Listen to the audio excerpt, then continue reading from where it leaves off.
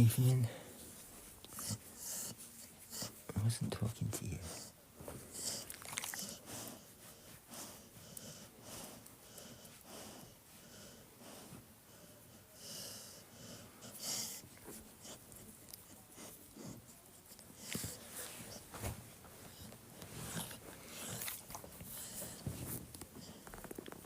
Right, should have shared it to everyone now, I think.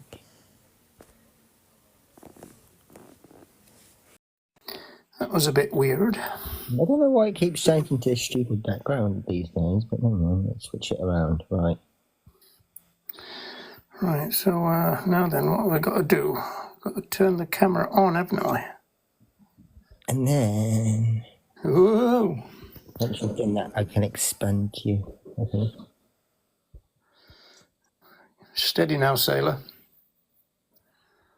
So I got to turn this around, haven't I? Hope I can do it. Is that it there? Oh, it is. Look at that. Yo, good. Right, groovy. I don't know why I can't bring you to the main screen. I usually can.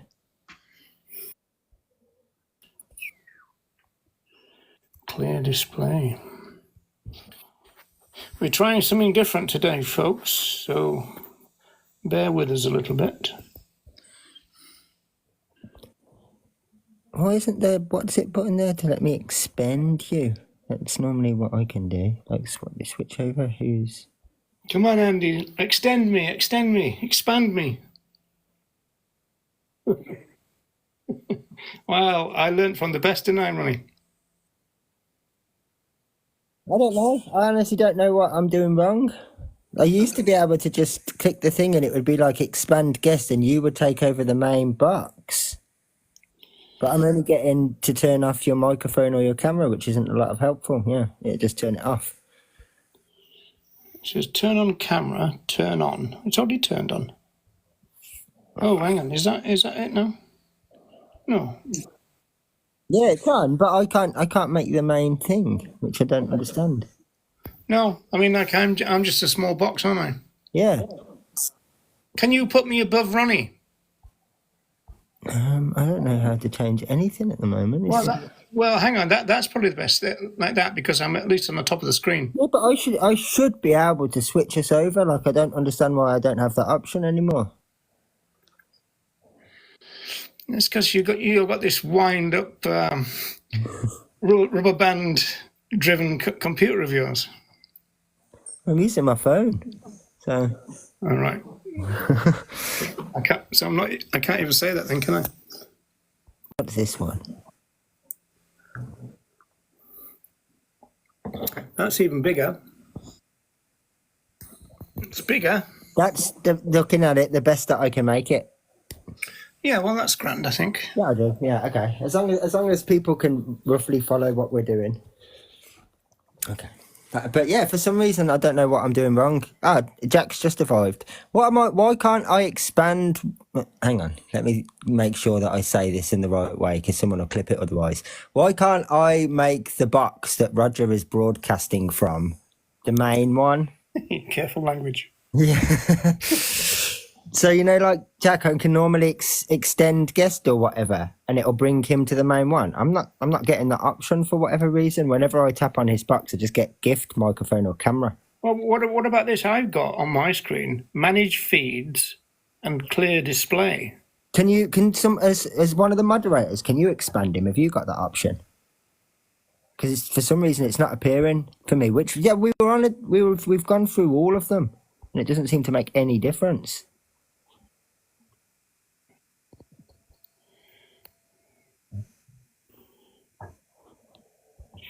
Click multi-guest. Click on him and expand. That's what I've been trying to do, but it's not working. Well, it's gone even smaller than it was. Yeah. And no matter which one I change it to, it won't let me put it on, so I just might as well stick with the one we were on. Well, can you do that one where I'm at the top of the screen again? Yeah, at least that's better. Yeah, I can do it again. There you go. Yeah, that's not bad. For some reason, maybe they've taken that option away or something, but it used to be able to make it, but that's as good as I can make it.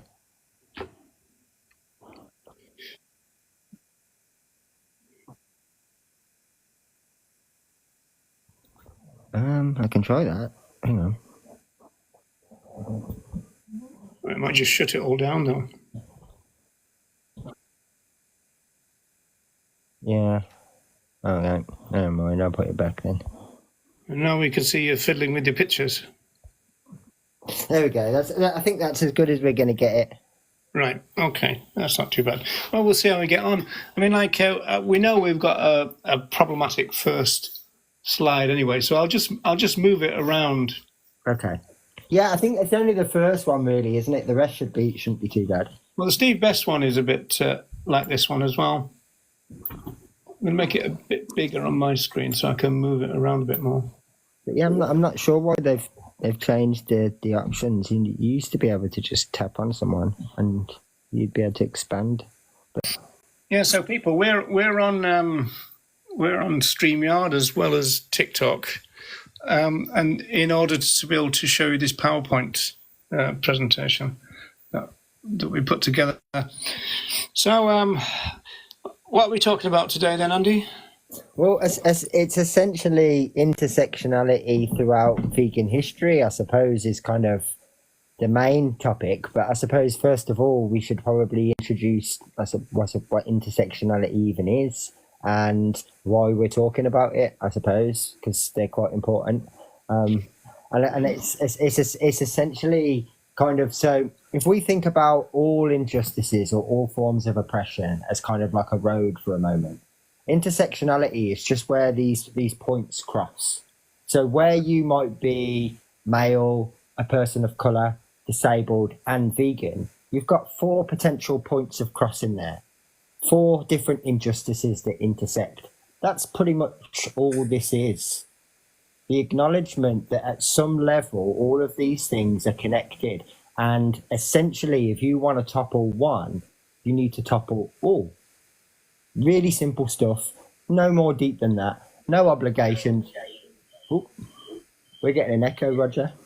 Yeah, that was me. I was just experimenting. Sorry. Oh, that's going to say. I'll turn my speakers off now, so it's gone. But yeah, so it really is as simple as concept of that. The understanding that these things are connected. It doesn't mean that you need to readjust any focus or change the philosophy or any of these things. Those are just projections. It really is just a very simple idea of all these things having, well, interconnections at the end of the day. But I think the main problem for a lot of people is the word. Whether they don't understand what it means, whether they've got a prejudice against the person that coined it, or whether they've been taught that it means that they've got to make a choice between human beings and non-human animals. I think those are normally the places that this misunderstanding comes from. But I think it's important for us to kind of understand that this is just a word at the end of the day. It comes with no obligations, like any word, really. It's just a word that describes actions. So it's how we act or how we respond that actually makes a lot of difference. And so most of the people who have got a problem with this haven't changed anything about their behavior because of it. Most of these people still do the same things they've always done, in the same way that those that would consider themselves intersectional still do the same things that they've always done. So that word being there to represent that understanding hasn't changed anything about their behaviour. They still do the same activism or still talk about the same subjects that they always would, regardless of which side of the fence that they sit on. And I think that's important to note. Well, interesting you should say that, because I watched the Vegan Society Research Day, some of it anyway. One of the papers was really interesting. It was about masculinity and stuff. And basically it was men were reporting that going vegan kind of got them to reconsider their prior views. And some of them with right-wing views said it got them to critically think about their views, because they kind of expanded their moral horizons, as it were. It makes a lot of sense. I mean, although it's not always the case, you would like to think that the fact that we're all vegan, or the people that we're talking about that are vegan, because they've already come to these kind of understandings in their mind that, hang on, I used to think this. I used to think that this was okay. I used to justify these particular actions by doing these or by saying this. And now I've recognised that all of that was wrong and I've made the adequate changes. That you'd still be quite open-minded to these things. that if you've recognized that there was such a huge injustice or many injustices that you used to contribute to, that now you don't, that there might be one or two more that you haven't thought about, or maybe some internalized prejudice somewhere along the line that hasn't been addressed. I mean, I just don't understand why you wouldn't be open-minded to this and still look to improve yourself, unless there's an agenda behind it. Yeah, but let me have a look at the notes, because it's really interesting, because there's a bit of an insight into what kind of tutors and lecturers at universities get told what to do now in regard to this problem of students becoming radicalized. And one of the problem groups apparently are, quote unquote, animal rights groups, which are supposed to be one of the ones that are prone to radicalize the kids, and so they got to look out for them. But this research was suggesting that veganism actually de-radicalizes in the sense of the right wing, and so all the kind of brainwashing that they went through to become really kind of like extreme right wing kind of bigots and stuff was being dismantled by vegan values. And so the guy presenting was saying, I wrote this down, far-right extremism and animal rights should not be put into the same sentence because they're doing a different job, he was saying. It's really interesting. Yeah, I mean, I don't necessarily disagree with that, but I think that is really key, that even if we're not necessarily talking about like politics or those kind of views, and we're just talking about a strict upbringing of being a hunter, vegan values can dismantle that too, if they're allowed to actually challenge it. So I don't understand why, if that's how you come into the movement, for example, you used to be very speciesist and you've realised that these values and these core principles have challenged that and made you think and made you do things differently. Why wouldn't you continue to think with that same viewpoint that, well, yeah, I was wrong about this before, maybe I'm wrong about this now? Yeah, it's an interesting one. Okay, so we're going to start off then by trying to kind of nail down what intersectionality is and isn't, and then talk about how it's used in practice, in a practical sense. And a little later, I want to raise the question about whether we made a mistake in the animal movement by latching on to intersectionality, and we maybe should have used phrases that we already had. But I tend to think that it would have gone the same way, but we'll leave that for now. So this is the first. I'm just going to zoom in on this one. Intersectionality is a tool for understanding. Oh, so the idea really is for us all three to comment on this and see whether we agree with what's been said here, whether we've got a comment to expand it or something, or whether we disagree. So a tool to understand the entanglements of all privilege and oppression. So that's really totally in line with the other ideas that I had in mind, like the logic of domination and also David Nybert's entanglements thesis, right? So I don't think that we're going to quibble at that, are we? I'm not. No. You happy with that, Ronnie? Ronnie's on mute. Oh, okay. Oh, yes, I'm fine, yes. He's obviously busy making tea or something. Okay, right. A way to break down the barriers that isolate us from one another. Now, that's interesting because, as we'll see, what that is hinting towards is one another with similar values. So that could be a bit of an issue in the modern day animal movement, but we'll come back to that, I think. A new holistic and all-embracing way of thinking about the struggle for justice. So it's focused on justice in the same way that veganism is. And it's about living our values with consistency. So it's very difficult to argue with any of those. They all seem pretty reasonable, and we'd all agree with it, I think. Yeah. Okay, and so then we've got intersectionality is not a movement, Right. a word to replace veganism, academic jargon. Well, we could argue about that. And I suppose there's probably a better case for that than the first two. But yeah. A scare word or divisive. Well, it's proven to be divisive. Yeah, but that's another really ironic thing about it, because it's there to kind of open doors, and yet the idea that's always projected is that it closes them. Yeah, I can see that. Another thing that's not on this list, which I would say, is that intersectionality is not an identity. Yeah.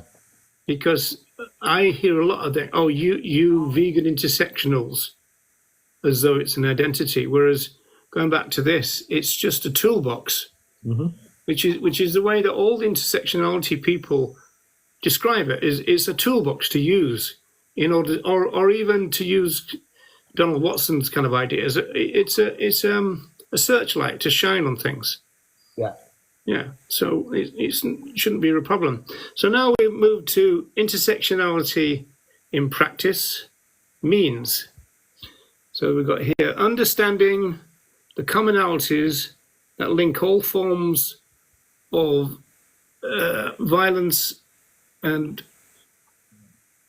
I can't read it very well here. I can read it if you want. All forms of violence and learning to fight that violence with integrity, calling out oppressive behaviour and repressive tolerance which enables it, refusing hierarchy and alienation, refusing to forget anyone or disrespect anyone, recognising the futility of trying to achieve total revolution by fighting for someone in a way that hurts, devalues or oppresses someone else. Acknowledging that harmful actions cannot be vegan actions, no matter who they hurt.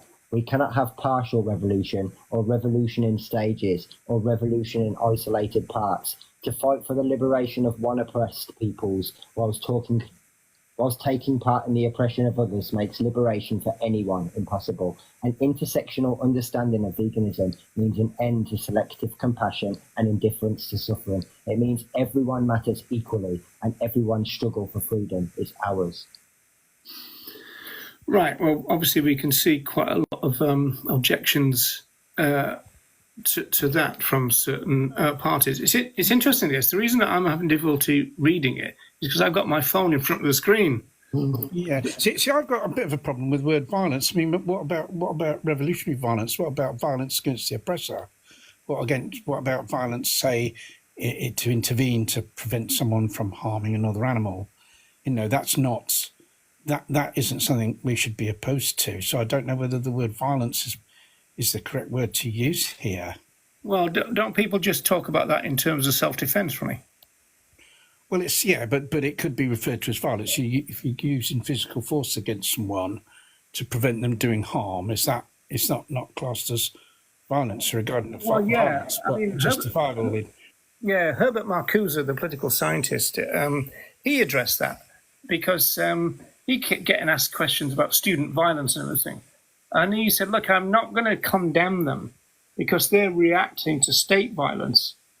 You know, so it's kind of like, you know, who did what first, but also on what scale are we talking about? So if you're violent to, say, prevent someone being attacked, then that's usually seen as okay, isn't it? So long as it's proportionate. Yeah. So therefore, not all violence is necessarily wrong. No. No, but I just think it's kind of said in general terms, and then there's that caveat of, well, except for self-defense or, you know, other kind of ideas. But I think most people would probably say, and in fact, I think there's the other side of it, that most people would probably suggest that they couldn't adopt a position where they're 100% all the time, in every circumstance, going to be non-violent. You know, I don't know many people who could. Oh yes, and I think that's actually could probably be an ethical stance if you're not prepared to use force to prevent, you know, to prevent a wrong.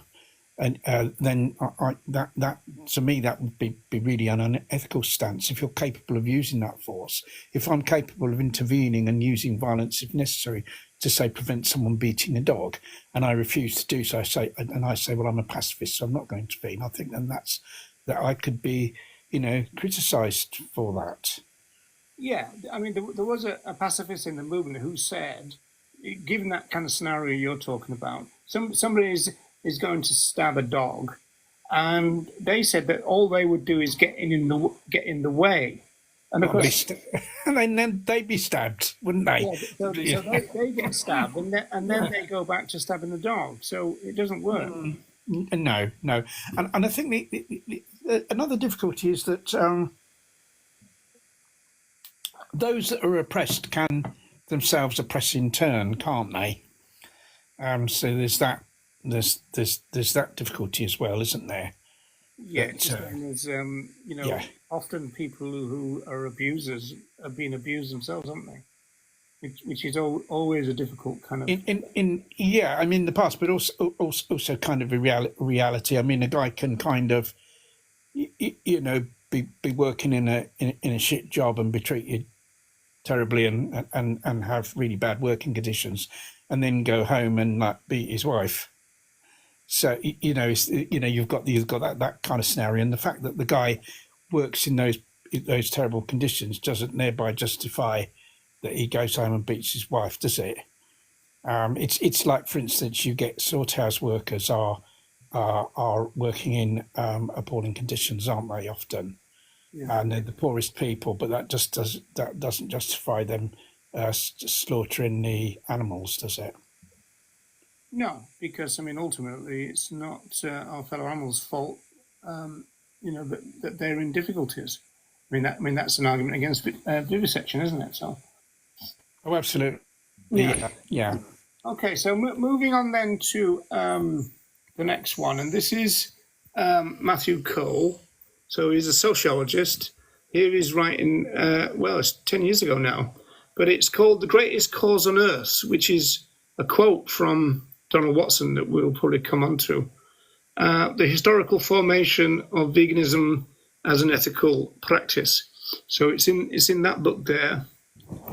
And Matthew writes, the vegan ethos, which telos, which means aim or object, combines compassionate non-exploitation of other animals with an emancipated vegan self and a more compassionate human society. Vegan ethics from the beginning was directed towards these interconnected goals of transforming human beings and transforming human society, with both flowing from the foundational reconfiguration of human, non-human, animal relations. Now, before we comment on this in general,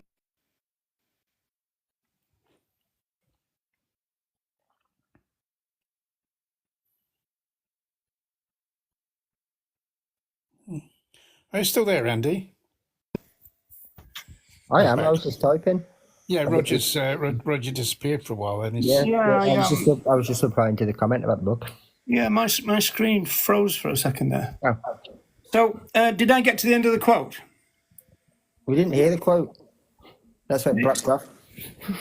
You didn't hear the quote at all? No, we got to the explanation. Okay, let me do it again then. So, the vegan telos, aim or object, combines compassionate non-exploitation of other animals with an emancipated vegan self and a more compassionate human society. Vegan ethics from the beginning was directed towards these interconnected goals of transforming human beings and transforming human society, with both flowing from the foundational reconfiguration of human, non-human animal relations. And so I've forgotten the point I was going to make now that I've had to say that again. But, oh yeah, that's right. Now, one thing that is said by the critics of intersectionality is that all that means is that the human benefits are just add-ons and just, kind of side issues. In fact, I was told this very day that it's just a side issue. It's not a big deal. It's just, a kind of add-on situation, which I think if you read what they're saying, that can't be true in any fair representation of what they said, I don't think. No, I totally agree. I mean, and I also would say that these people, for the most part, were smart enough to know if it was that obvious, you don't talk about it constantly and explain how it would change this and change that and all these things. It's that obvious, right? So, no, they definitely weren't made it clear that this was kind of like something we should care about and think about, not just a side benefit. So that's the book for... somebody's asking what the book is, so that's the book there. Yeah. And yeah. So, yeah, and I think the language here is really interesting. I think the second sentence is kind of the most important in a way. Vegan ethics from the beginning was directed towards the interconnected goals, so there's an interesting word, interconnected goals, of transforming human beings and transforming human society. And so this is true, that the pioneers said that if we altered our relations with our fellow animals, it would change us and we'd end up being in a much less violent world. Okay. But exactly why that is just a kind of incidental add-on, it never makes sense to me, because it was a clear part of their strategy, right? And then you've got the argument about, well, which first? We've got an argument, which to me doesn't make any sense, but this was put to me, which was that it's almost as though the pioneers thought that other animals needed to be liberated fully without making any change to humans, and then the benefits to humans would flow from that. Well, obviously humans have to change in order for animals to be liberated, because the reason animals are oppressed is because of human attitudes. So it's got to be simultaneous. Attitudes, behaviours have to change towards animals. Yeah. But you see, so basically, it seems that often, what the pioneers were saying was that the exploitation of other animals by humans is wrong, and that needs to stop. And if that exploitation stops, then benefits to humans would accrue from that, right? But to what extent did they actually say that the exploitation of humans by humans was wrong? Because it's not exactly the same. Those two things aren't exactly the same, are they?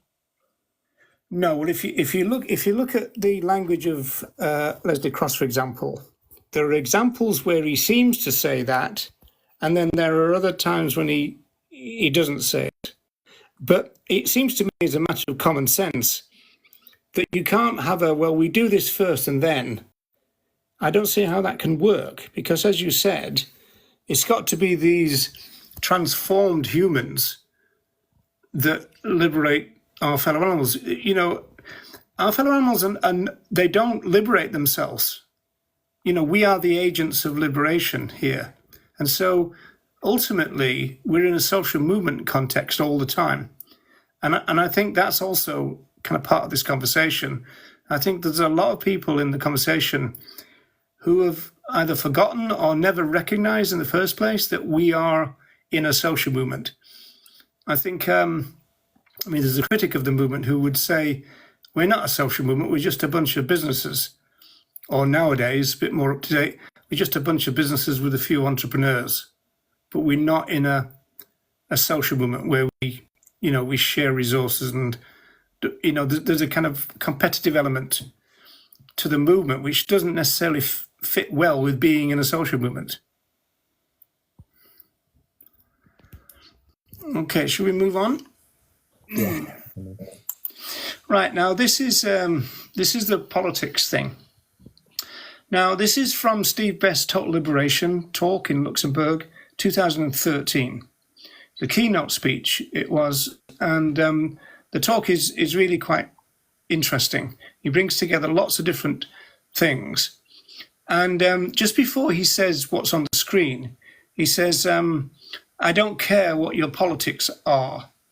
And basically what he was saying is that he's talking about political values, not political parties, right?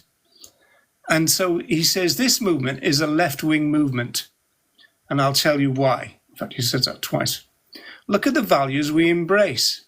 So what I want to invite us to do here is see whether we agree with this list of left-wing values and right-wing values. So equality, democracy, inclusivity, non-discrimination, non-hierarchy, rights, justice, peace, non-violence. And so he puts a commentary on that. These are left-wing values. Where the hell do you think they came from? From the radical movements and the progressive movements, from the liberal movements of the 18th and 19th and 20th century. These are left-wing values. Right-wing values are hierarchy, military, family, which is often a bit confusing for some people, nation, borders, war, security. That's not what we talk about. We talk about the opposite. Yeah, absolutely. Yeah, our heritage, whether we realize it or not, is from the left. I think the thing about family is where people will put their own family above the general well-being of society. In other words, that they're just focused on, it's a competitive thing, isn't it? I want to do as well as possible for me and my family, and to hell with everyone else. It's that kind of attitude, that sort of focus on family in that sense, I would say. There's also a feminist take, which is the kind of patriarchal nuclear family point that they would make as well. So do you think by and large those two lists are accurate, or are they way off beam, or what? I think they're pretty accurate. Well, I think they're pretty accurate. It'd be interesting, wouldn't it, to get one of those new AI bots and that, and say, give me a rundown of the difference between left-wing and right-wing values. And of course, I can do that on ChatGPT if you want whilst you're talking. I think the other thing is that there are two sort of strands to left and right. There's a kind of social strand, and a lot of these things deal with the social strand. What you might call kind of social values. But there's also an economic axis as well of left and right, where the right wing economic values would be total free market, the domination of the market, capitalism, neoliberalism, whereas left wing the left wing values on that would be like control of the market and kind of not letting the market just free to cause harm, where you get, it ends up with some people being extremely rich and other people extremely poor if it's just allowed to just have free reign. And so that's the sort of left wing, that's the left right sort of kind of economic axis as well. What do you make of the argument that left and right don't really mean anything anymore? Well, I kind of think they do, and I think we've just illustrated that they do by our kind of discussion of these values, and that some are. Well, the argument against that is that some of these values can be held on both sides, and so it's much more of a mixed bunch, and so I think best would be. Said that his kind of lists are a bit banal and a little bit stereotyped, and not necessarily reflecting the real world as it is in the 21st century. I think a person can have a mixture of those values, but those values would nevertheless be could be classed as left or right. You can get people that have some left values and some right values together. I mean. If you look at someone like George Galloway, he's a prime example of that. Prime example of someone who's got a mixture of left and right values. Yeah, that's true. He does come up with some weird stuff, doesn't he? Yeah, at the same time, some of his stuff is pretty good. But also moving into party politics, which this is not really about. But if you do look at things like what's going on in Britain with the Labour Party, for example, well, left and right are very pertinent to that conversation. About whether there is a left in the Labour Party anymore, for example. I mean, it looks like there's been a bit of a purge, doesn't it, of the left? There's not much there. There isn't much of a left to the. Not much left. They're a right-wing party. It's just that they're not quite as right-wing as the Tories. That's kind of how I would position them in politics. I don't regard Labour as a left-wing party. No. Okay, we're going to challenge you again with violence now, Ronnie, because first of all, this side of the thing, it says here, we must fight for everyone or we'll liberate no one. So this kind of idea that it's not a question of taking down a wall one brick at a time. It's got to come down like the Berlin Wall. It's got to be toppled, kind of thing. And then here you've got an interesting one because it focuses on violence again, Ronnie. So you've got all oppressions have common roots. So you've got all the ones that we know about, and you've got violence in the middle of the tree there. You see, I put supremacism in the middle of the tree rather than violence because I think these things are all examples of supremacism in one way or another. You mean like hierarchical thinking? Yeah, one group thinking that they're superior to another group, whether that's defined by race or colour or species or sex or sexual, or sexuality or whatever. Yeah, that might be better actually. Just going to move on. Right now, this is now we're back to where the foundation of the vegan society comes into it, and does that speak to us about the topic in any way? So this is pretty early on. This is Donald Watson from 1947, right? And this is one of the things that I mentioned in my talk at NARM.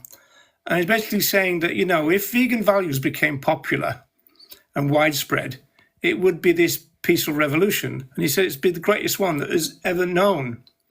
And he said in the better interests of humanity and our fellow animals alike. And so, again, it seems to me that if you take this, then the idea that the human part of it is just some kind of weird add-on doesn't follow for me, because this is too kind of, obvious. Mm-hmm. And when you get someone, I went on from this to Kathleen Janaway, which comes forward to the 1990s, 1992, in fact, where she said, well, because she talked about the vegan way, she said if the vegan way becomes popular and widespread, then our fellow animals would be liberated, but human... Oh, just done it again. Oh my God. But yeah, just to fill the gap. I mean, I think the sort of key part of that as well is if this was a case of, let's just say for argument's sake, there was a way that we could click our fingers and tomorrow all of the non-human animals were liberated. I genuinely don't think that most of these people would stop following and sort of like being consistent with those vegan principles, and so they would look at exploitation in other places and say, well, this isn't okay, because obviously we've just recognized that the non-human animals shouldn't be subjected or enslaved or used in this particular manner, so why are we allowing it for the other humans? Even if that was the way that they think it's going to come about, like we have to release every single non-human animal first and then we're going to do it, it's still acknowledgement that those things are included, even if there's like a priority order. Yeah, well, it's kind of not consistent. It's not consistent to be opposed to because the minimum really, from the writings of the founders of the vegan movement, the very minimum that veganism is opposition to the exploitation of other animals by humans. I mean, there's evidence that it's a lot more than that, but that's very minimum. Yeah, it is, and if once you accept that, then other things flow from that. I mean, how can it be consistent to be opposed to the exploitation of other animals by humans and not be opposed to the exploitation of one group of humans by another group of humans? It kind of doesn't make sense, does it? No, and I mean, No. the other thing that baffles me about this as well is I've heard, without naming any names, some of the bigger kind of known anti-intersectional people who have sat there. I mean, in fact, we can even use Gary Yourofsky, who has kind of explained speciesism to people by saying, well, you understand that racism is wrong, right? Well, this is just kind of like extending that understanding to other species. Right, so you understand intersectionality, what's your problem with it? Well, yes, and of course, if you don't, it's without an acceptance of human rights, it's very hard to argue for animal rights, because if you're saying to people, look, if this was done to humans, it would be wrong. Yeah. So And we do this all the time with our examples and stuff, don't we? I mean, almost every kind of example of reductio ad absurdum that I've ever heard has taken a human example to the absolute maximum, because that's usually what people are most kind of affected by. So yeah, we do this all the time. If the person you're talking to doesn't believe in human rights, or the rights of certain humans, I remember having a discussion with somebody about animal experimentation, and who believed it was justifiable. And I said, well, look, say that, what about humans that have the same, sort of mental capacity of those animals that are experimented on? We'd regard that as wrong to experiment on them, wouldn't we? We'd regard it as wrong to experiments of, on humans that had learning difficulties. And he said, I wouldn't. No, I would support those experiments on those people. So he was, so it was impossible to kind of have that discussion with him. Now, whether he really did support that, or he was just saying it so that I, because he didn't want to lose the argument, so to speak. But you see, because he denied the rights of those humans, I wasn't able to make the point about the rights of animals. Yeah, exactly. Right, so a might makes right position, that, isn't it? But that's but that's kind of, Peter Singer holds a similar position to that, doesn't he? In terms of humans. I'm not so sure about that, but I mean, I know that he's not a total abolitionist, if that's what you mean. Yeah, well, he's run into problems with certain sort of human, rights advocates. But people advocate for, the rights of people that do have, do have learning difficulties, severe learning difficulties, because I think he's kind of, he's. Yeah, I think he had that kind of, it's better to, as it were, put them down, as people say about our fellow animals. I think it may have been something like that, but it was, he got into trouble with that. It kind of suits everybody's interest. Yeah. If they weren't there, otherwise they're going to be a complete burden on the family and the state and everything else. So I turned my camera off, so what I'm going to do is put it back on again, and then when we've done it, I'll turn it back, because it's overheating with the camera on, so that's why it was. So that's what happens to my phone. Yeah.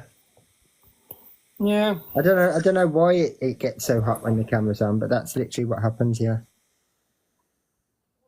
I think it's overheated again by the looks of it. It's overheated, didn't it, immediately? Oh, no, back.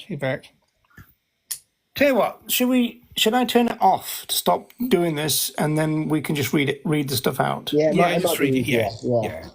Yeah, okay, and that means I can put this goddamn thing down anyway, which is suit me better. Okay.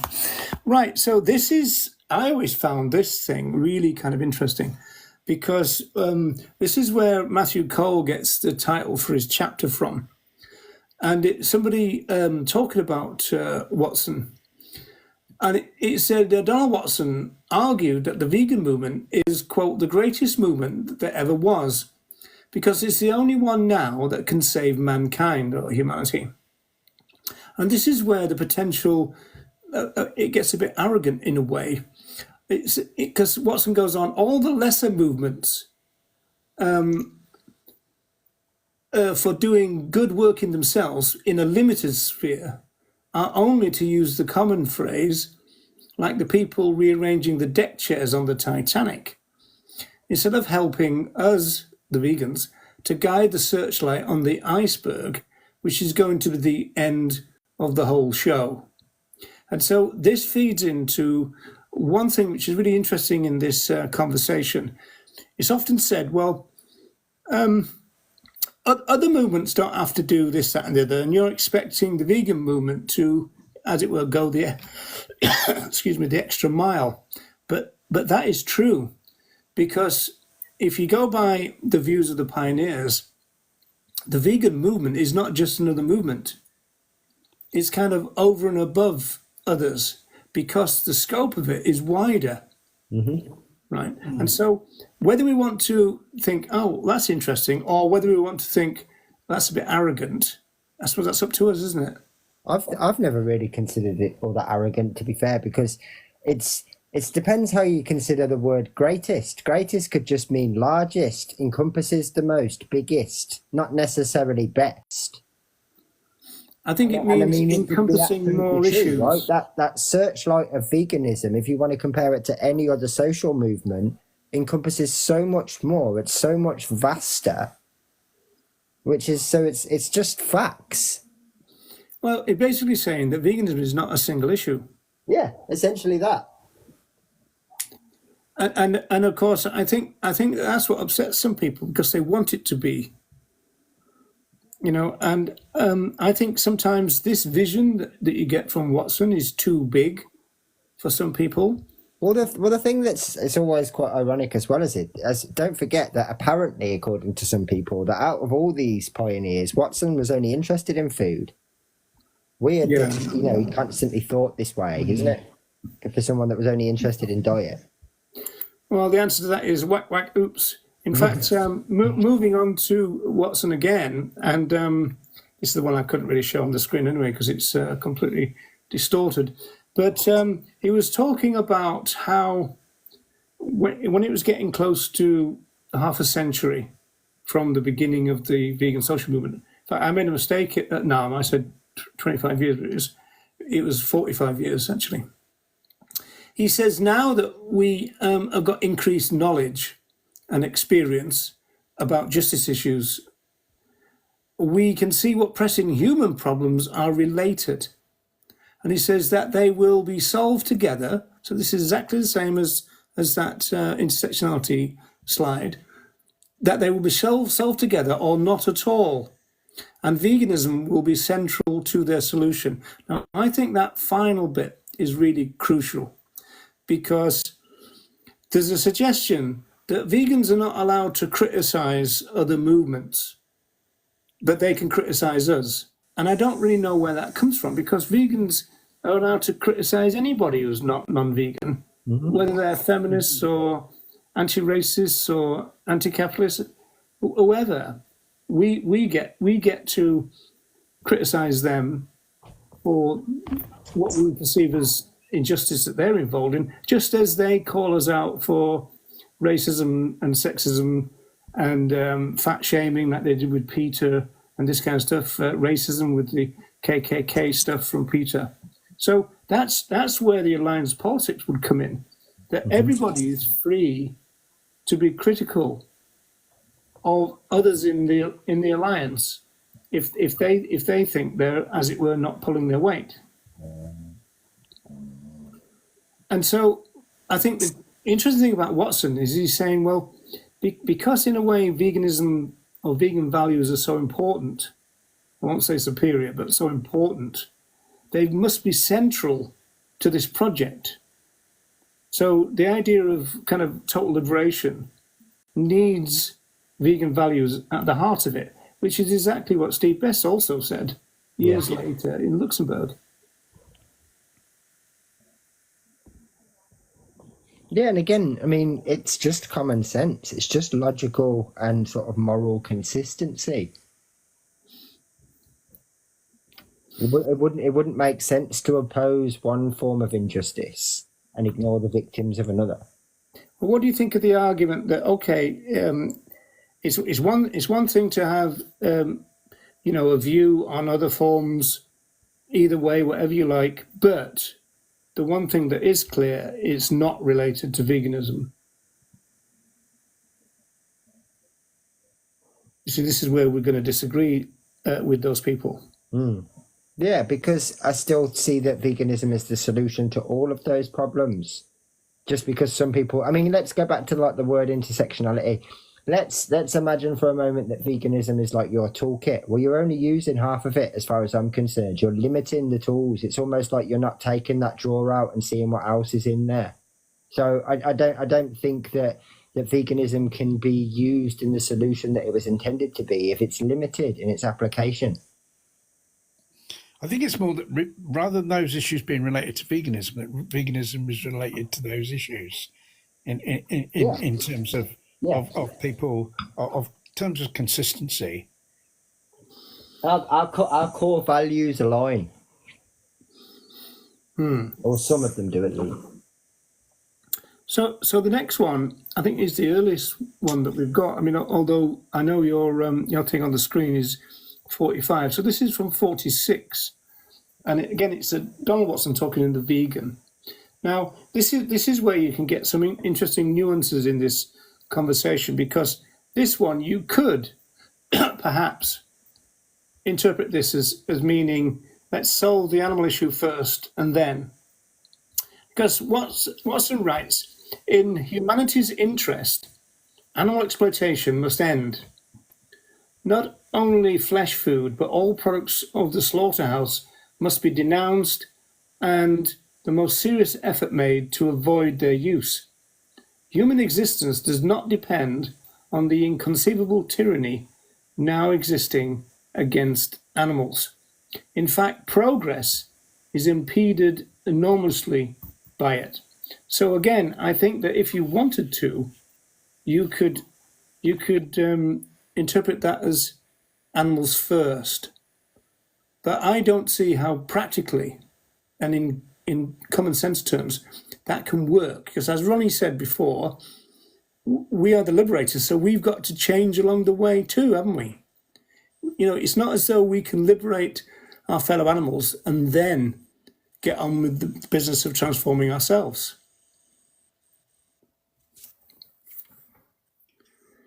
Is there another? There's no reason why everything can't happen together. What's to stop that?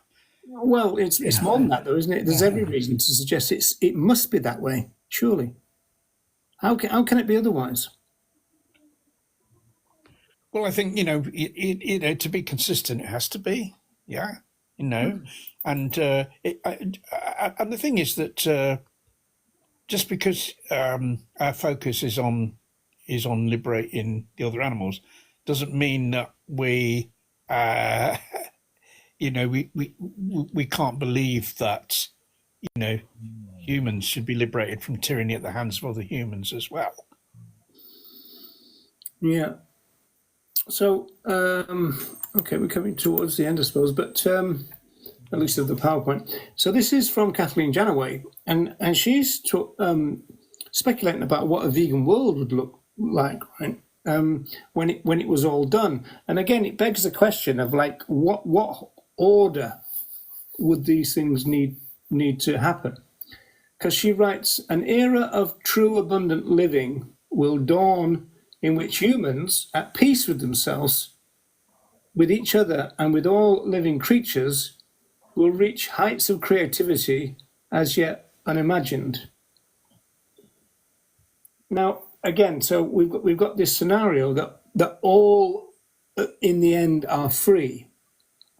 It's a question of thinking, what would be the process of getting there? What would be the route to get there where everyone is free? And is it really feasible that we do it one at a time, or that we do it like everybody who takes a kind of entanglements view said it's all got to be kind of done at once? Otherwise, it's not going to happen.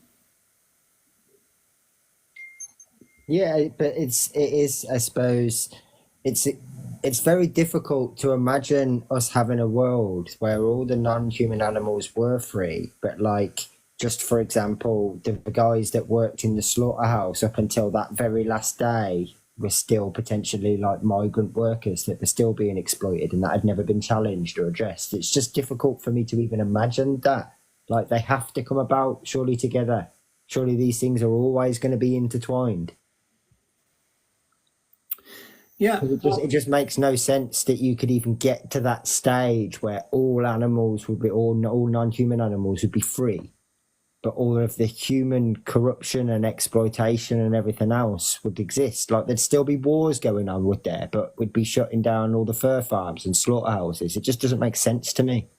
Yeah, that's right. Because if we hadn't been changed and in kind of Matthew Cole's sense, been started this transformation. Yeah, like unless we've challenged this view to the point where we no longer see others as objects and we no longer kind of are run or orchestrated by arbitrary lines, how is any of this stuff being abolished?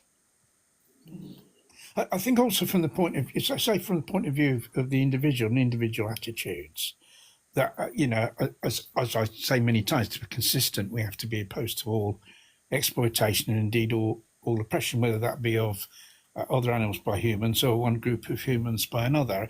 And when that becomes, the attitude of individuals, when that gets transformed into, the culture of society and then politics, the measures that will be put into place will address all those issues, won't they? Because individuals that are involved in putting those measures into place will be opposed to all oppression and all exploitation anyway.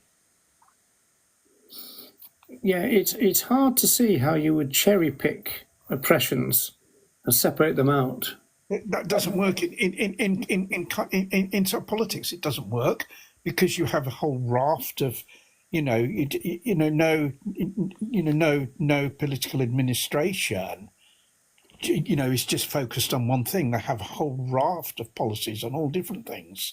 And would you say, Ronnie, that would you not say that the kind of hunting ban is kind of illustrates that, doesn't it? Because you didn't have a wide anti-speciesist bit of legislation. You had a precise kind of let's take this brick out kind of thing, and it didn't work because the rest of the species infrastructure was still there.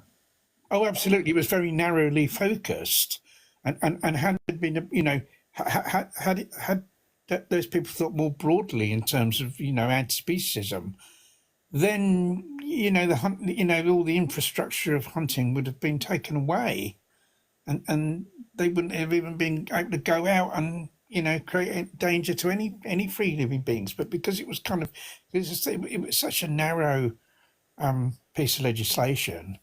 That meant there was, loopholes involved in it and everything, So, yeah, that's right. I mean, you'd have to kind of, because at the end of the day, in the sense, politics mirrors the views and values of individuals, because it's individuals who are the politicians and it's individuals who vote those politicians into office, isn't it? And so, individuals with consistent views opposed to oppression and exploitation, you get enough of those individuals and that changes the culture and it changes the politics and it changes it all completely, doesn't it?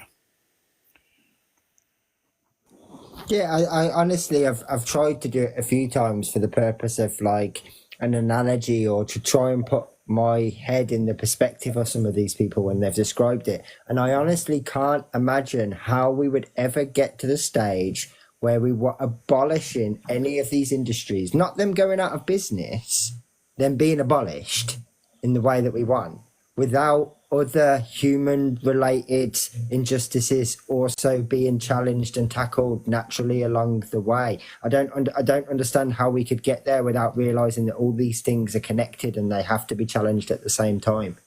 You can put your focus on the bigger amount, the larger amount of victims, of course, but you still need to understand that these things have got to go, because otherwise all that will happen is they'll just do it again.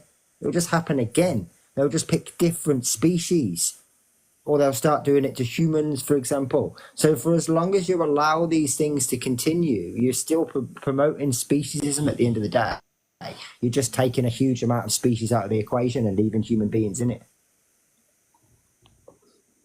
So for me, it's just a baffling idea. I just don't understand why you got. I mean, I do understand why they've got this arguments about it, because they misunderstand what it means. But when you actually just think about it a little bit, it is just basic common sense. Yeah, indeed. So we've got two slides left, or two quotes left. The first one is from the beginning of the Surge of Freedom. Now, I do think it's quite ironic that this first line from this essay, which was the final philosophical essay by Leslie Cross, is often totally ignored by people who are trying to make what they call an anti-intersectional point. So they'll talk about essays that were 3 years before this, and they'll talk about a transcript of a speech which was a year after, but they don't often talk about this one. And when they do, they never talk about the first sentence. And so again, this is this thing about that the benefits to humans is just an add-on, right? And so he starts the Surge of Freedom, his final philosophical statement about vegan philosophy, with this line: "This is an attempt to state in simple terms what veganism is and why and how it came into existence, and to suggest what it could mean for humanity." So why would you start with this add-on, this little incidental kind of thing that's going to come along the way, if it was that? Yeah, and I mean, it's also really important. This is from the Surge of Freedom. So this is from the essay that was literally written to be put in the vegan, to be sent to other vegans. This isn't like an extract from a speech for the Vegetarian Society or anything else. This is what he was putting out to the vegans for the most part. So if it was as obvious as it's promoted as, why would he bother? It's not like his audience was everyone. The specific reason for this essay in its first place was to be printed in the vegan issue for vegans. And then he says that that veganism is a symbol and that it stands for a major change, and he called that a new mutation of humanity, right? And he says this is a change which is comparable to the freeing of the serfs and the freeing of the slaves. Yeah, which are obviously both human examples.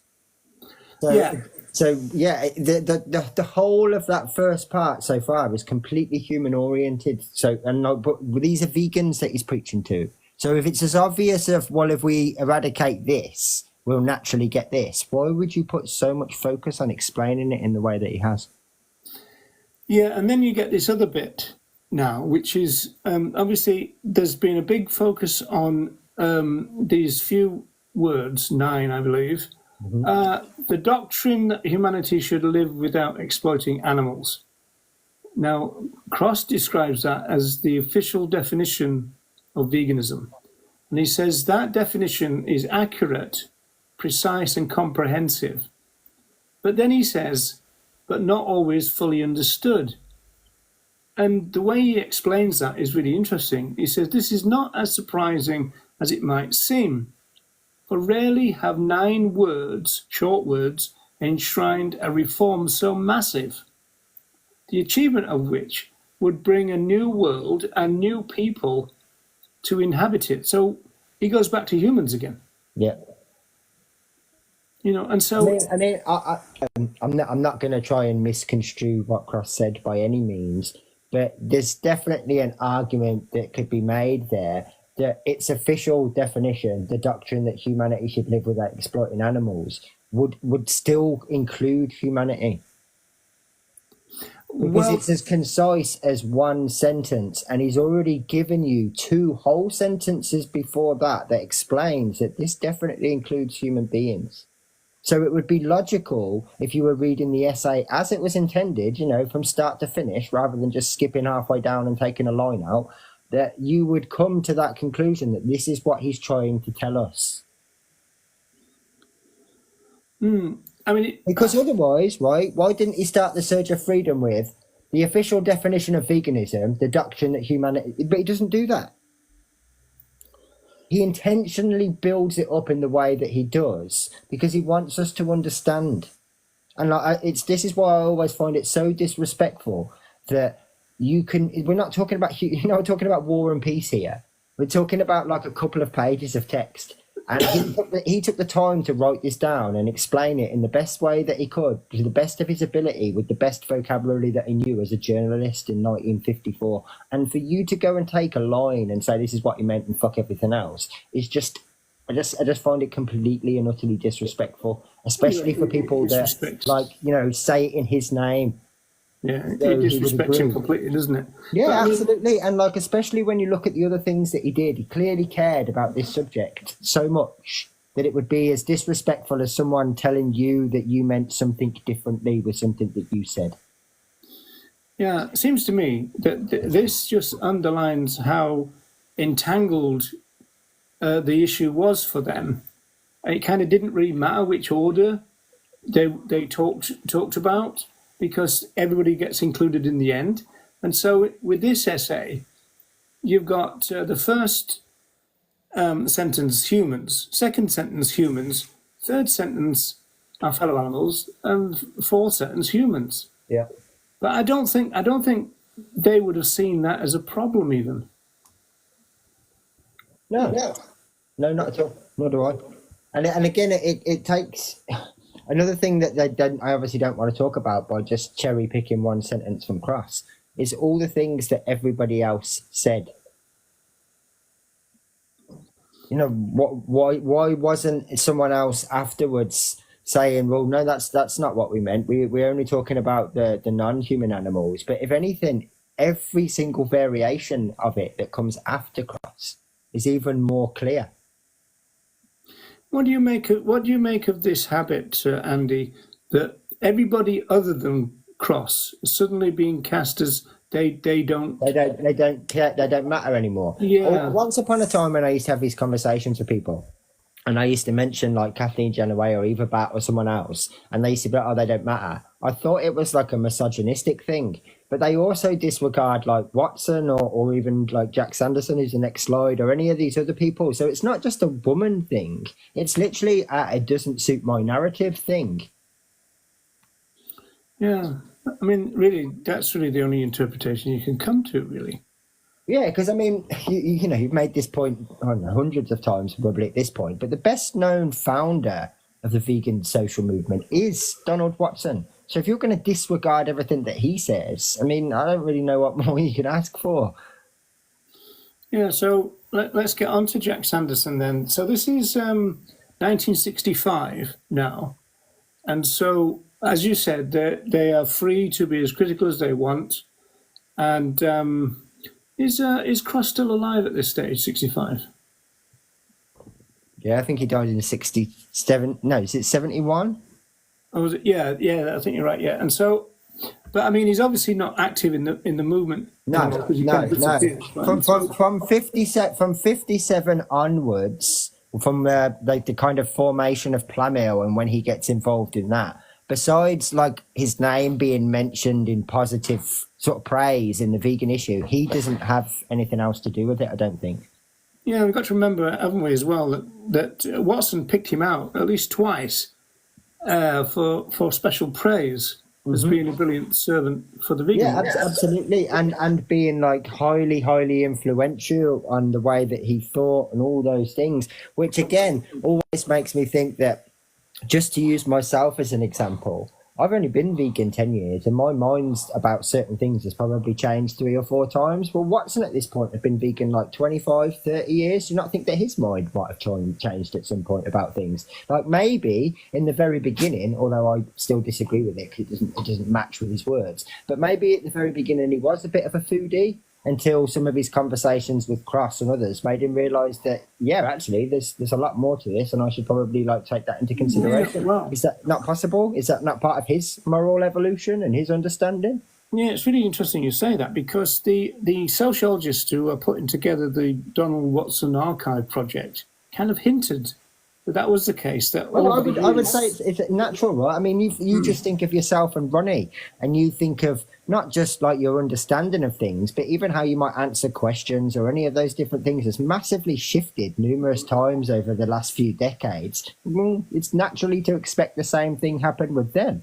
Well, it's interesting though, isn't it, Ronnie? Because I put a quote of yours on the internet overnight, and it's from 1975, and you're still pretty in tune with that completely, aren't you? Yeah. I mean, I'm more surprised that because I'm surprised how far back those views go. I mean, I'd only been vegan 3 years then, and I'd only been involved in kind of animal liberation campaigning for about that same amount of time, and yet those views are my views now are the same as them then, basically. I'm kind of surprised about how radical my views. I think where I've become more radical is in kind of not in terms of the problem, but in terms of how we solve it. I think that's where my view. That's where I've become more radical and less militant. More radical in terms of believing that promoting veganism is the fundamental solution. I think. Well, weren't you self-identifying as an anarchist back in the 70s, Ronnie? Yes, yeah. I mean, yes, for a while. Yes, I did. But I kind of my views have changed on that. I mean, I still think that to end up with a society along anarchist lines is what we need. My views have changed about how we get there, really. So that's why I would describe myself now as a eco-socialist rather than an anarchist for that reason. Yeah. Okay, well, listen to this, eco-socialist. So this is the last one. This is Jack Sanderson, 1965, as I said. I'm talking about Donald Watson. Donald Watson certainly lit a match 21 years ago that has become a steadily increasing flame. It is the task of the present and future generations of vegans to turn it into a brilliant light that will reveal and help to erase from the face of the earth all the wrong exploitation of the collective life on earth, that of the creatures and the plants and that of man. The society's task is to lead man to a deeper reverence of all life and to point the way to a truer stewardship. Now, the problem with that is that stewardship is really smacks of animal welfareism, but we'll leave that for now. But it's an interesting idea. Now, somebody did pick up on the fact that the idea of the exploitation of the plants in the same way that Eva Batt talks about the exploitation of the soil, doesn't she? Mm-hmm. And I think that's okay in terms of that impacts, both of those things impact on sentient life, don't they? Because yeah, and I think sometimes there's people get hung up on that word plants. They automatically have this assumption of crops, but plants is like trees too, right? So the exploitation of our rainforests is absolutely something that we care about, is absolutely something that's related. So yeah. Yeah, well, and that would fall absolutely into that category. It might seem weird when you go, well, how do you exploit a tomato? But not when you think about it in a rainforest perspective or the soil. Don't forget, this is 1965 as well. So the reliance or the idea in their heads of the reliance of the soil is still huge. And this is only 1 year after Eva Batt, yeah. Yeah, 1 year after Eva Batt. And I mean, all we've got to think of in this day and age is things like Monsanto and GMOs and stuff. Yeah, right? I mean, that is exploitation of the soil and the plants, isn't it? Yeah. And it's not just necessarily, I mean, obviously it's not mentioned in that per se, but yeah, I mean, Francione kind of talks about this in the sense that it's not necessarily exploitative in his book for the water, but it obviously is a resource for those that live in it. And as soon as it affects them, and that's where the exploitation occurs. And obviously you can't exploit the water without so you can't affect the water without exploiting the fish. So naturally they're an extension in the same way that you can't exploit the trees without exploiting the animals that live in the trees. So even if you wanted to disregard them at that resource level, there's still a natural effect. Yes. I've just seen your message in the private chat as well, Andy, about is that what the computer came up with? Yeah. That's interesting, isn't it? political left values. The left often it cut a huge. There's a huge wall of text. It only copied and pasted the first like paragraph of it, but it did compare the left and the right. I'll send it to you after the show. It's far too long to read, but it's a little bit more nuanced than like Steve's examples, but more or less the same lines. Yeah, it does seem pretty similar, doesn't it? Yeah.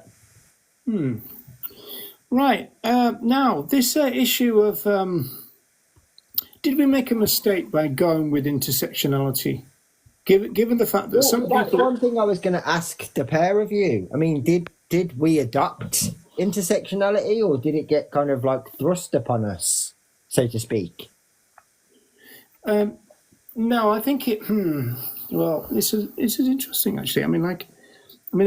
This is just speculation. I think that a lot of it was to do with the fact it was a kind of a new and emerging kind of thing that came along and seemed to, to speak to various issues, although that in itself became controversial. So I think feminists were very taken by it. And so I don't know whether it was the feminists in the animal movement that, kind of pushed it forward. I can't remember that. I don't know. Right. I don't know if anybody knows that, but I know that intersectionality has always been a contested idea, even the origins of it, a little bit like veganism, because there's a woman called Patricia Collins, and so some people say that she coined intersectionality and not Kimberly Crenshaw, but most people say it was Kimberly Crenshaw, and so then you've got this intersection, this crossroads between race and gender, and nothing else, because she was a legal scholar, whereas Collins was a sociologist.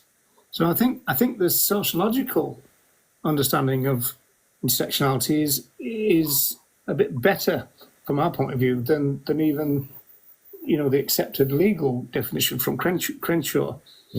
But I do remember Crenshaw saying that because she was an academic, she did expect this concept to be taken and applied elsewhere, and that's kind of what's happened, right? Yeah. But whether we should have taken it when we already had perfectly serviceable ideas like the logic of domination, and in particular, from my own point of view, is David Nybert's idea of entanglements of oppression and liberation. Which basically is the same.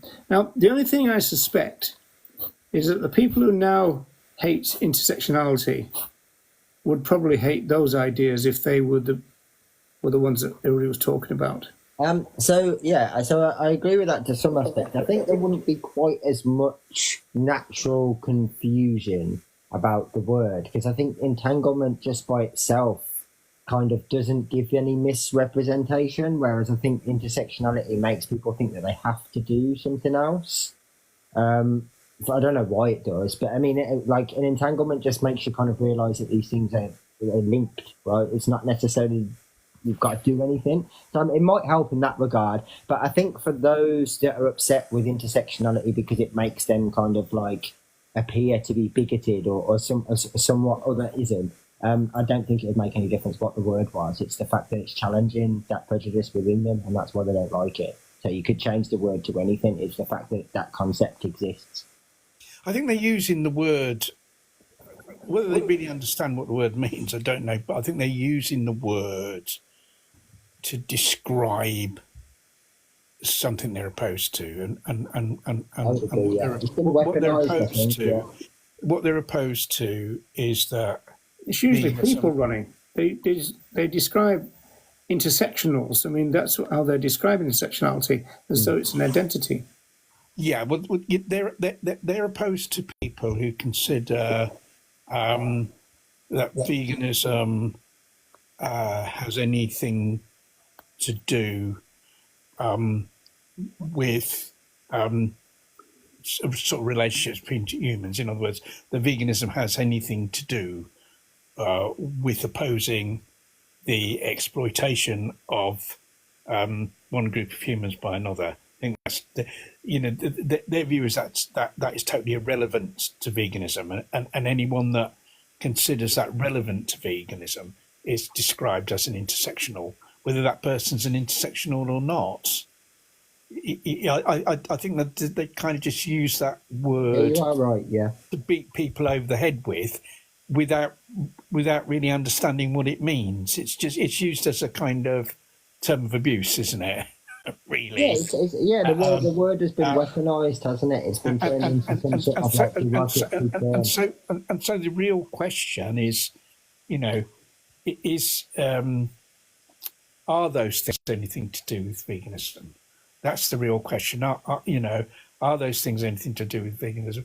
And with some of them, it kind of is. So it goes wider than just, the sort of human issues. It also includes issues of the oppression of other animals by humans. Because if someone sticks very, very, very narrowly to the view that all veganism is concerned with is the exploitation of other animals by humans, if that's their very, very narrow view, and everything else is irrelevant, then there's a hell of a lot of harmful actions that humans do to other animals that wouldn't be included within the scope of that. Yeah, but again, Ronnie, that doesn't meet the criteria of common sense, does it?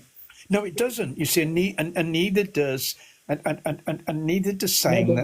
Ronnie's right. If you're gonna exclude the common sense idea that these things are linked, then you also have to exclude the idea that if it's exploitation that they oppose, and that's the letter of the law, so to speak, that cross line is it, and we're not allowed to move outside those realms, then absolutely, forest fires are not our problem. So like animals killed in, other animals killed in warfare by huts. Yeah, not our problem. That doesn't matter. That is totally irrelevant to veganism.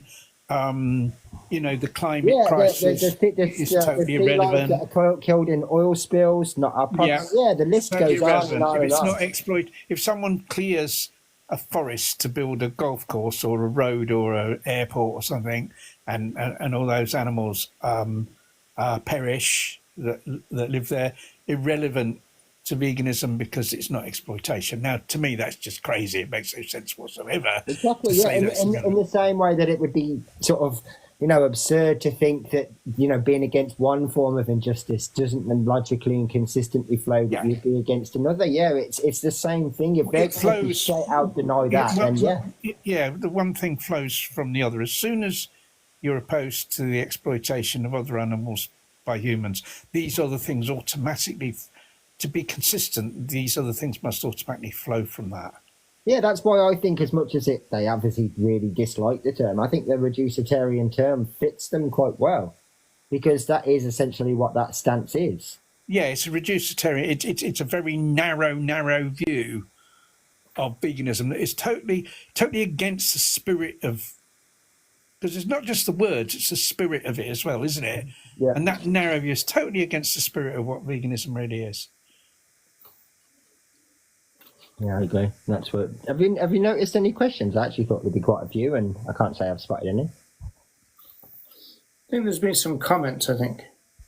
If there are any specific questions, please feel free to type them. But you see, the thing is, it's true that it's all like kind of a fuss about nothing, because all the people they're criticising it, but overwhelmingly the main focus of those people is campaigning,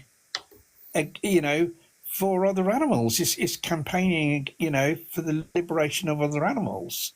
But that would be denied, Ronnie. But that's be denied for their own purposes. But that's it's kind of totally untrue. It's been said of us three that we consistently throw the animals under the bus. Which they wouldn't. Somebody that was opposed to the exploitation, of animals, wouldn't be opposed to, because throwing an animal under a bus is exploitation. And then they'll talk about oppression. They'll say, talk about, that somehow the vegans that they describe as intersectionals are on the side of the oppressor, when a lot of them don't, don't accept the concept of oppression. They only accept the concept of exploitation. So they're talking about something that they kind of don't accept anyway. Yeah, that's the one thing that I've never understood. All of these people quote that line from Cross or whatever as their definition, but then they call everyone oppressors. But they're not against oppression; they're against exploitation. So why aren't all these people exploiters? Exactly. I like the word better. It doesn't make any sense, and if their main concern is, we need to campaign for the other animals, we need to campaign against what humans are doing to other animals. The people they're criticising as intersections, that is overwhelming the main focus of those people as well. So why the fuss? Makes no sense. Yeah, I wonder whether we're dealing with something that is not real. It is the phantom. We talked about it before. It literally is a phantom problem. I'm still waiting for this evidence of all these quote unquote intersectionals who lead groups and tell people that they must prioritise this. I mean, it's not just for a laugh, though, is it, Andy? So why is it even there then if it's a phantom? Because I genuinely think, sadly, I think what we've got certain individuals that have got some influence on other people underneath them, shall we say, and these individuals are the people deep down that harbour this internalized prejudice and they don't want to change that or address it or whatever. But the people underneath them that are just influenced, they don't necessarily harbour the same things. A lot of them have just been offered that false dichotomy of humans versus other animals, and they've picked other animals, like, naturally. So I think that the other ones underneath, they're just kind of like following a crowd that they think is the right crowd, because that's the way that like certain Facebook statuses were painting this just a matter of a week ago was almost like there was a big divide coming soon and you needed to pick a side. And obviously that would naturally flow that people are going to pick the side of the non-human animals. Of course they would. That's why it's a false dichotomy. But so I think the ones at the top that influence these people that have got like platforms and that sort of stuff, they're usually the bigots. They're usually the real right-winged people. But the ones that are listening to them don't always necessarily. Some of them do, absolutely, but not all of them harbour those same sort of prejudices or thoughts. They just follow the crowd because they think that's the animal's only movement. I think that's right, and I think it's to do with resistance to change. I mean, obviously, to trying to educate other people to become vegan, there's resistance because all their life they've lived a certain way. You're encouraging them to make a change, trying to persuade them to make a change.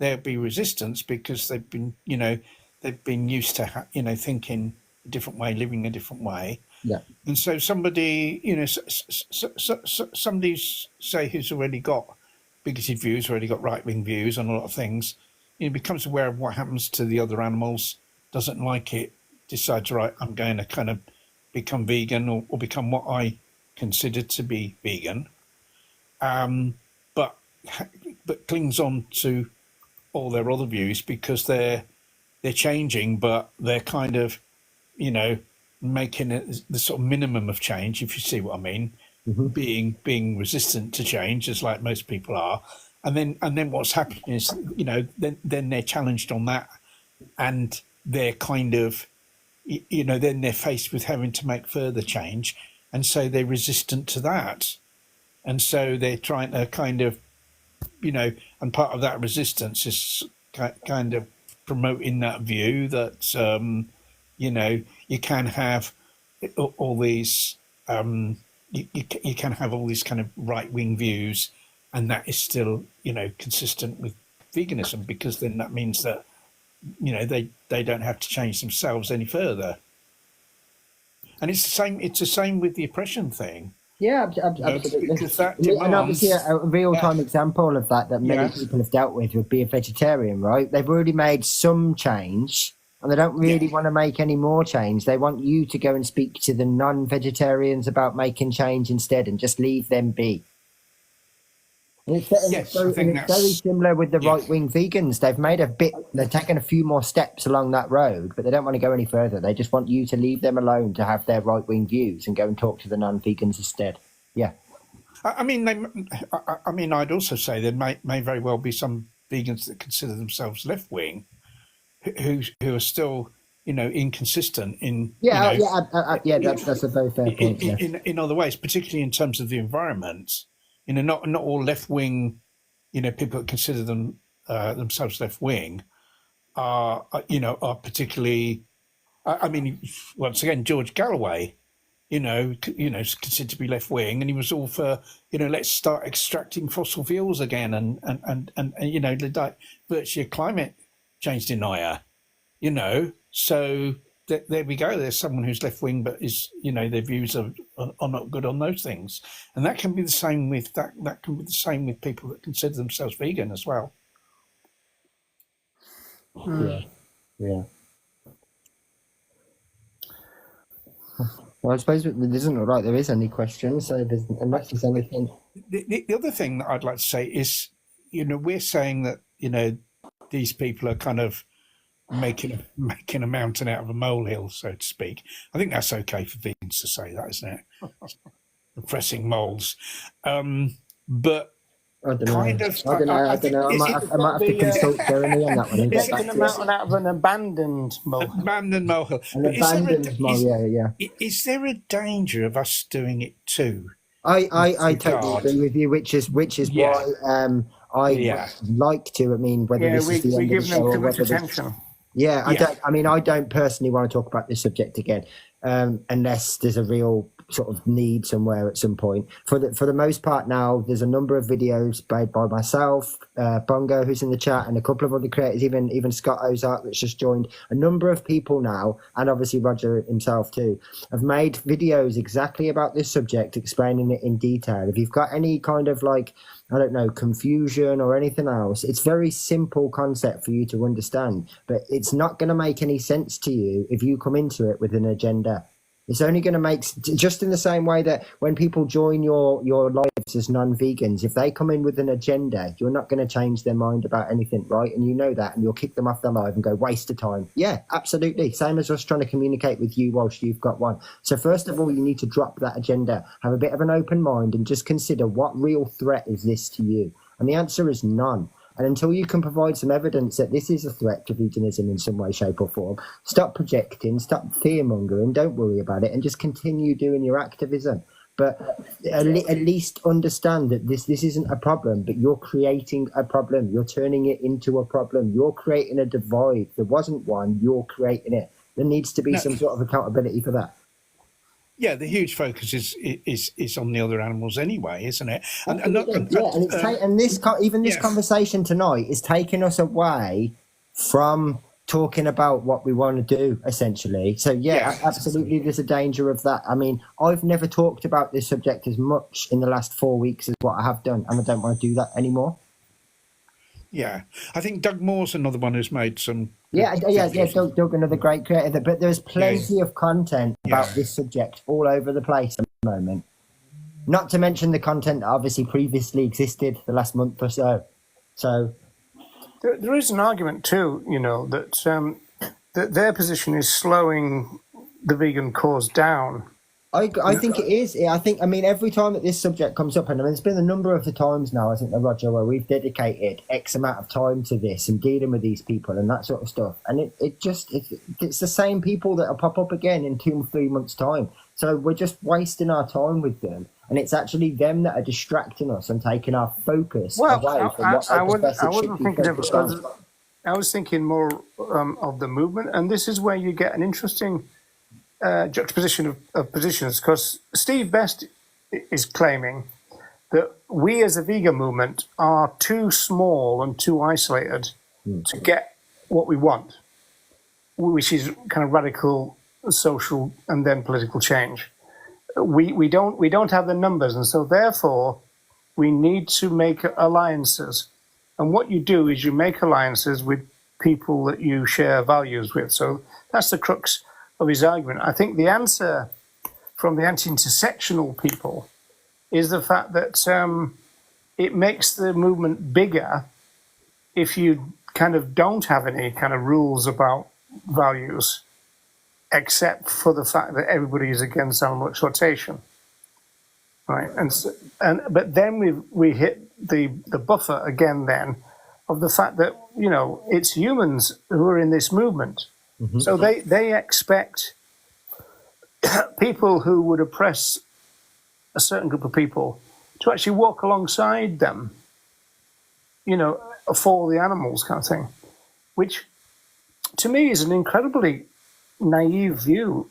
I mean, kind of incredibly naive, especially when they're describing that view as apolitical. Yeah, absolutely. And I mean, one of the things that I've heard mentioned, like on that very note, a few times, is where someone said, "Well, I don't care. I'm so animal focused that I don't mind marching alongside a racist, for example, if it's for the animals." Yeah, but you're not the victim of racism, so you don't get to fucking decide that. But I bet the victims who do suffer from this every single day of their life may well have a problem with it. Because again, you're thinking from the oppressor's mindset, which you're supposedly against. You're not thinking about the victim because you don't know how it's like to be one. But you think, for example, if you let some of these people come in and you've got a march of a few thousand people and you've got just 2 or 3 racists there, well, the people of colour aren't going to come next year. And you've got 2 or 3 homophobes there, well, the gay people aren't coming next year. And all of a sudden, your movement is massively divided and tiny just by the fact that you've let these people come in with a complete conflict to your philosophy. So, yeah, it's quite important that we're consistent. It'd be much easier to just let vegetarians join the group, right? But that's not how we're going to get the world that we want. That's just how you get more numbers. That's just cheating. Well, there is that argument about we would allow vegetarians, as it were, and I'm a bit reluctant to use the word allow, but we would welcome vegetarians in the same way we welcome everybody if they would then adopt vegan values and therefore change. Yeah, exactly that. Yeah. In the same way that you were talking about, Roger, earlier at the very start of the show, like if someone came into this movement who was a racist and then adopted vegan values that automatically challenged that, and they were like, well, hang on, racism's wrong. I can't believe I was doing that. Of course you're welcome. You're just not welcome to go, yeah, ignore that part. I'm going to continue to be a racist, but identify as a vegan. That's when it's a problem.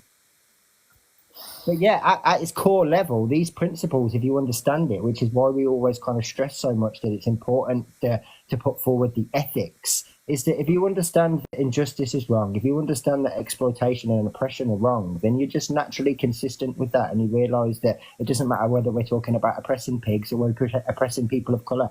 It's wrong regardless, fundamentally across the board. So yeah, if you connect with the ethics, that is kind of the point that you should come to. That all of this is inconsistent if you want to have a kind of a moral framework that works.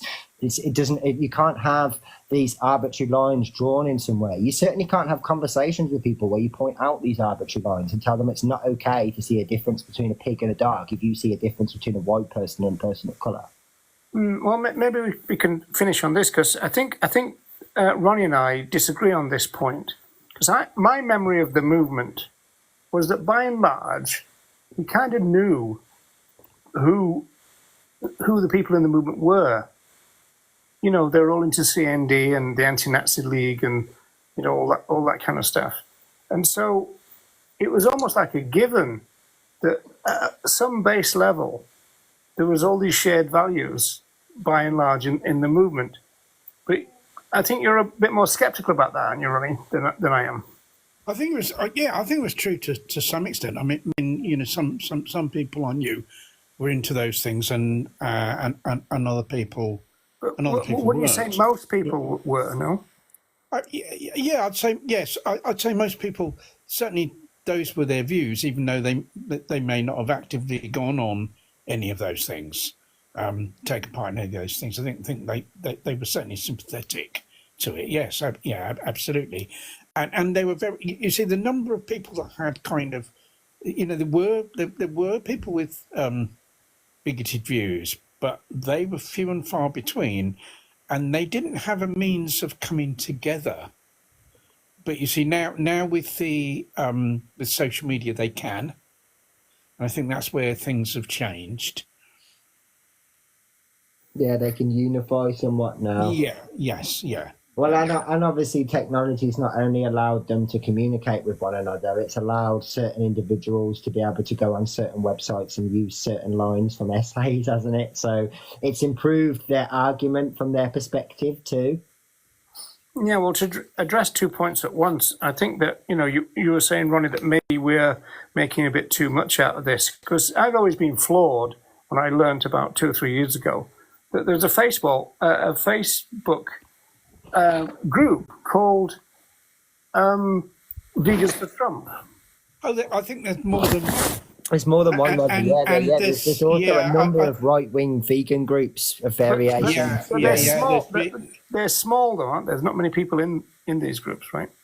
I think they're small compared with the general number of vegans, but they are there. Yeah, and it's mind-boggling when you think that if these just leaving aside the exploitation and oppression of humans, if we just look at other animals. I mean, Trump is the enemy of our fellow animals very much. And I'm not saying that the Democrats are massively better, but talking about the great of two evils, it certainly is Donald Trump. I mean, if you just look at he'd scrap all the stuff that's designed to combat the climate crisis. The number of fellow animals that are perishing, as a result of forest fires and, other habitat destruction, depletion of food sources and that, because of global heating. That's a horrendous action to be taken, against those other animals. And then there's all the other things there. There's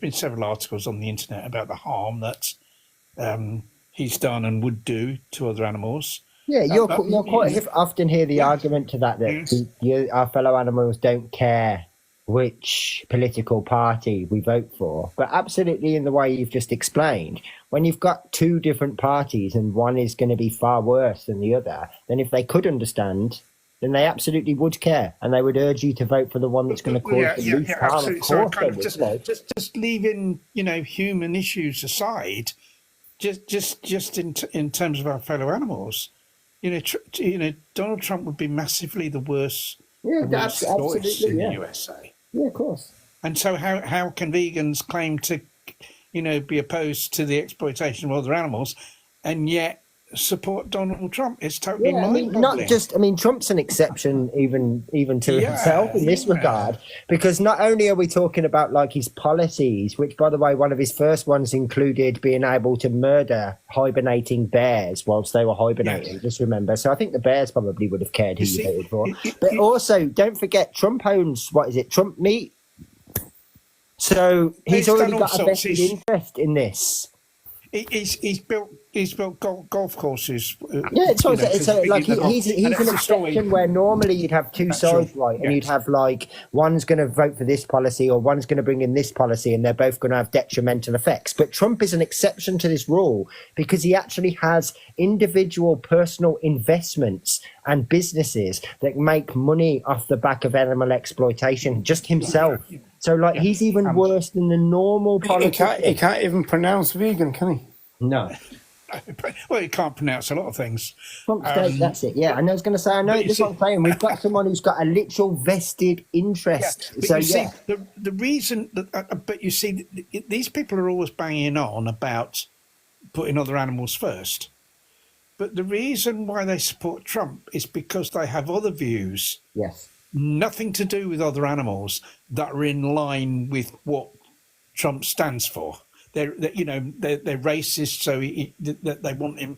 They support how he built. Yeah, doesn't that mean they're putting our fellow animals last then? Yes, exactly. And I think this is the problem. That they're accusing maybe people like us of not putting the other animals first, but they're guilty of that because they're putting other views ahead of what is best for our other animals. I mean, certainly, and a clear example of that are the ones that support Trump, because the reason they support Trump isn't anything to do with with their fellow animals. It's to do with other views he has and other other measures that he'd put in place that they agree with, that are to do with like humans or the oppression of humans, isn't it?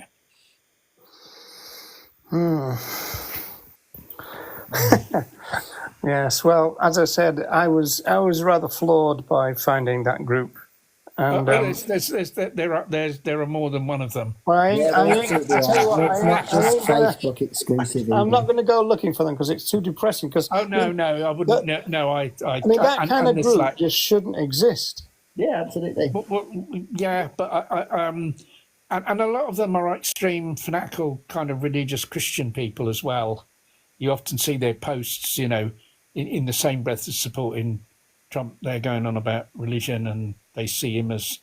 I mean, how Trump could be compared in any way to Jesus? I kind of don't know. This is what they try to do. What Jesus is supposed to have been like. They both have a pulse or had. That's about the only similarity. If indeed Jesus did exist, what Jesus is supposed to have been like is like the polar opposite of Donald Trump. Yeah, Jesus Tower and all that. Yes. Yeah, Jesus building the wall. I remember that part in the Bible. Oh, that's right. Yeah, that's it. Yeah, I know. Well, that's what that splitting the Red Sea and all that. Yeah, that was all yeah. about. That was keep the immigrants out. I know. So it's mind-boggling. But whether there are any similar groups over here in the UK in support of Farage, vegans for Farage. Is there vegans for Farage? I wouldn't be surprised if there was. I wouldn't be surprised. Yeah, There were actually a few vegans that I saw that were pushing reform or whatever. So yeah, I mean. Yeah. Oh yes. I mean,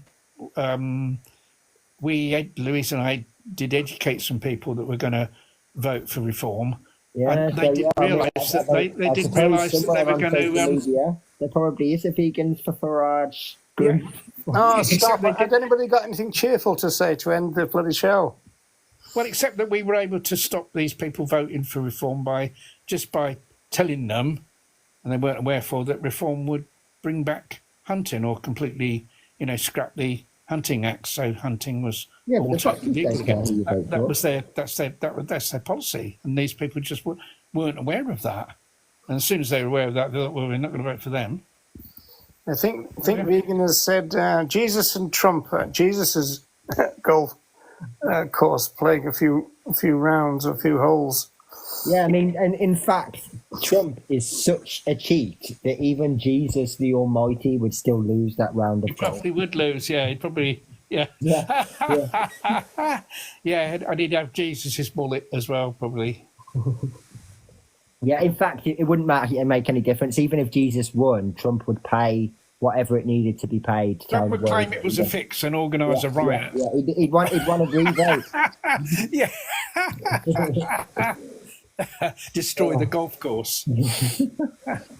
But yeah, that's a far more positive note to own, though. Yes. Okay. Before we go, though, where are we going next week? Anywhere that's not here. Yeah, that's fair. But yeah, where is our little vegan tour bus or whatever taking us? Are we heading back to the 60s of the vegan? No, is it the 50s?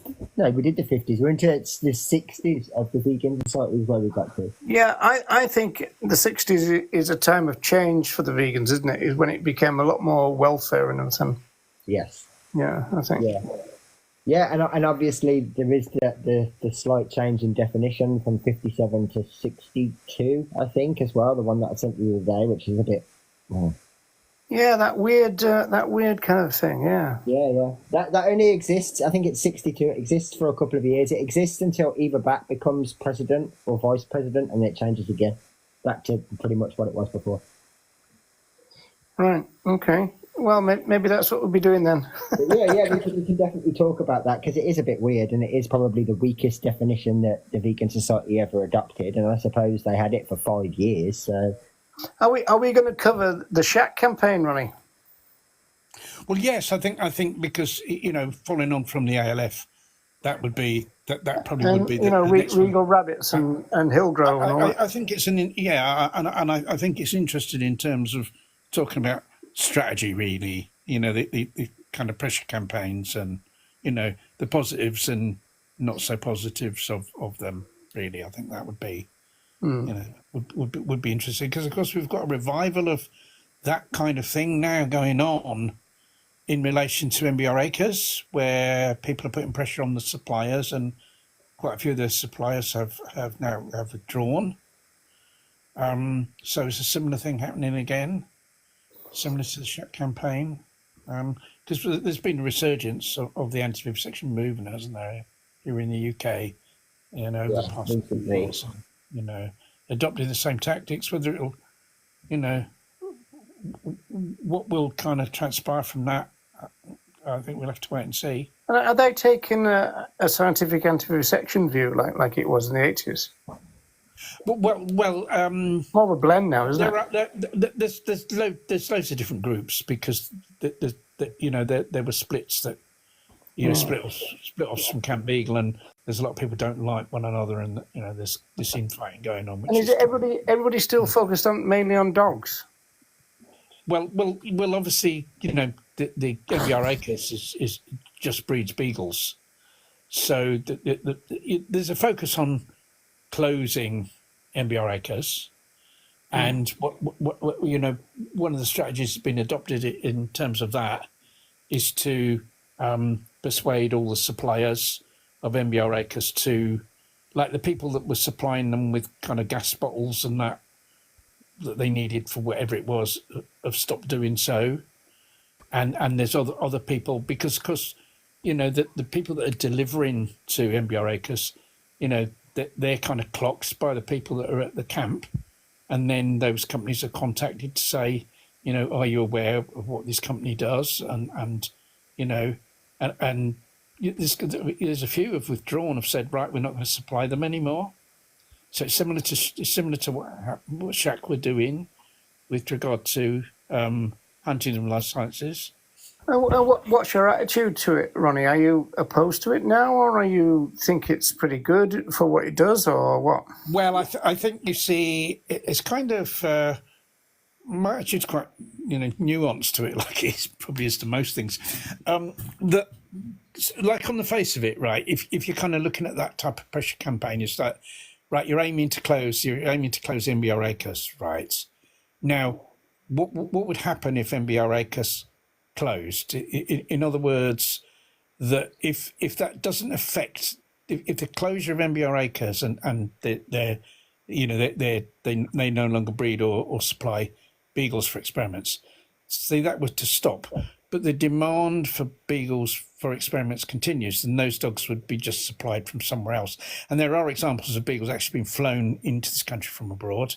So if you don't do anything about the demand, even though you close somewhere, it actually makes no difference in terms of the number of animals that are exploited and killed. But I mean, the term demand in relation to vivisection is more complicated than just. It's more complicated than a supermarket, isn't it? It's more complicated than somebody in demand created by someone buying edible products. Yeah, but you see, if you've done nothing, if in other words, the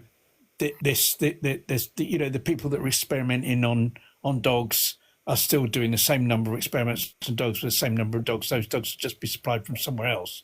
They'll just get them from somewhere else, you see.